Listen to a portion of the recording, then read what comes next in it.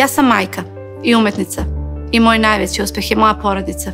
U svom životu sam svojim talentom i trudom mnogo toga postigla i želim da moju muziku čuje ceo svet. Ali ništa od toga ne bi bilo moguće da nemam lična dokumenta. Bila bih nevidljiva, u mraku, ne bih pripadala. Ali ja sam vidljiva, ja pripadam. Ja sam Zejna Murkić, majka i umetnica.